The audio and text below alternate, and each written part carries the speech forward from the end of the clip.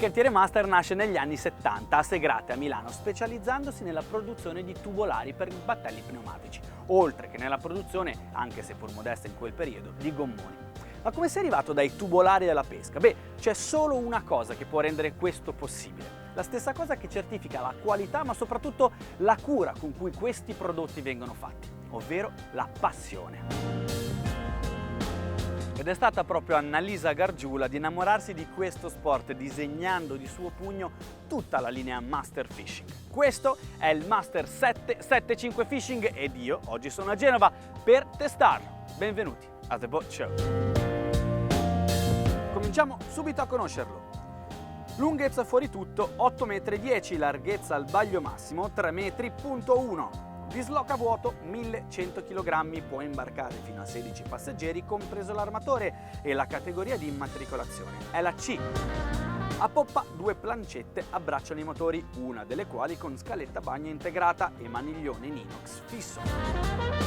L'area del pozzetto di 1,80 m x 2,08 m, circoscritto da una struttura in vetroresina, è customizzabile sulle necessità del cliente, come d'altronde molte delle scelte possibili su questo battello. Sull'unità che sto per testare oggi, su tutto il capo di banda, si trovano questi portacanne. Ma la cosa bella di Master è che tutte le parti in acciaio che vedete, portacanne compresi, sono fatte in acciaieria interna al cantiere proprio da loro, e quindi potete sceglierne la forma, la quantità e la posizione, insomma potete scegliere tutto quello che volete. Sull'estremità di poppa un divanetto a ribalta con sotto un accesso di ispezione. Sotto la seduta di pilotaggio un piano di lavoro a chiudere la vasca del vivo a ricircolo continuo da 140 litri. La plancia di comando è grande e ben visibile grazie alle dimensioni generose del cassero, e la sovrastruttura in acciaio copre molto bene il pilota durante la navigazione. Un dettaglio che ci fa capire la cura con la quale questo gommone è stato progettato è questo. La sovrastruttura va ad ancorarsi a livello della chiglia a 2 piastre, però il cassero copre quello che potrebbe essere un ostacolo davvero pericoloso per il piede di un pescatore magari intento a raggiungere un mulinello in drifting. Un grande portellone con apertura a ribalta verso prua dà accessibilità completa ai servizi di navigazione, alle pompe e presa mare rigorosamente a vista, e ad un WC elettrico qualora ne venisse richiesta l'installazione. Un prendisole ricopre l'area prodiera a copertura di quelli che sono il gavone dotazioni e la vasca del pescato da 375 litri con maceratore e piastra refrigerata. Il musone di prua è in vetroresina, ottimo per la discesa a bordo da prua o come comodissimo trono durante la rada. Sotto il gavone dell'ancora con il verricello elettrico e a vista i 2 golfari per il sollevamento. Anche su questo battello, come su tutta la linea Fishing di Master, c'è la predisposizione dei corrugati per l'installazione del trolling motor. Da un'azienda che è nata dalla produzione di tubolari per battelli pneumatici non potevamo aspettarci altro che tubolari di massima qualità. Neoprene Orca da 1670 denari, lavorazione a fasce chiuse dall'interno e dall'esterno della carena, e poi ancora membrana doppia mandata, sempre a 1670 denari. I tubolari sono scuri, certo, ma non ci sono alcune valvole di sfogo. Questo significa che Master sa che i propri tubolari possono reggere a qualsiasi temperatura e a qualsiasi pressione, quindi. La carena di questo battello pneumatico invece è una carena storica di Master, è stata disegnata dal papà di Annalisa Gargiulo e ritoccata da lei sul mascone. Questo piccolo ritocco dovrebbe permettere al battello di poter navigare anche con mare sostenuto, persino in poppa, senza che il gommone vada ad ingavonarsi, quindi tenendo la prua bella alta e leggera sull'acqua. Beh, questa è la teoria, ma noi oggi lo testeremo. Purtroppo oggi a Genova il mare è molto caldo. Beh, dico purtroppo perché con gommoni che possono navigare in condizioni più strong, sarebbe molto divertente poterli mettere davvero alla prova. Oggi sullo specchio di poppa abbiamo 2 Yamaha da 200 cavalli, 400 cavalli, che poi è la potenza massima installabile su questo gommone, o monomotore oppure bimotore come in questo caso.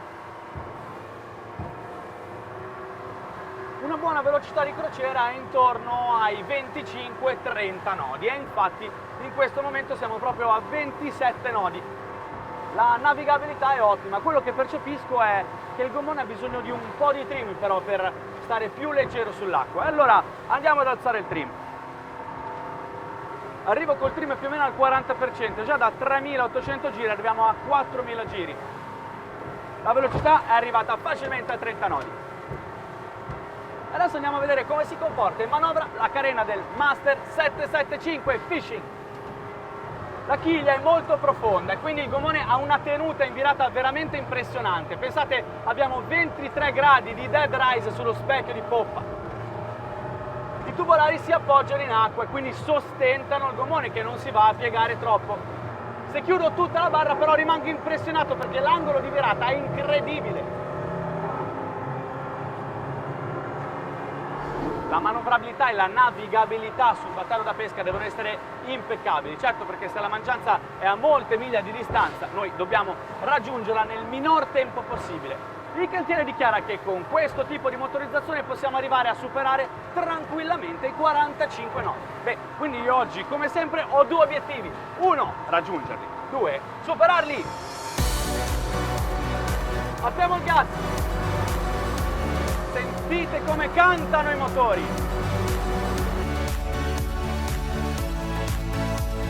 Siamo a 43 nodi, punto 2. Posso sicuramente raggiungere i 45 nodi. Come? Beh, alzando il trim e facendo uscire lo scafo dall'acqua.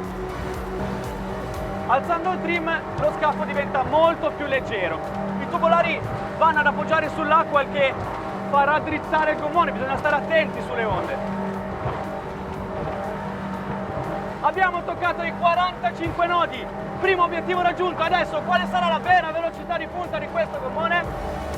E con 5.900 giri per minuto abbiamo toccato i 46 nodi, punto 9 e 47 nodi, ce l'abbiamo fatta anche questa volta.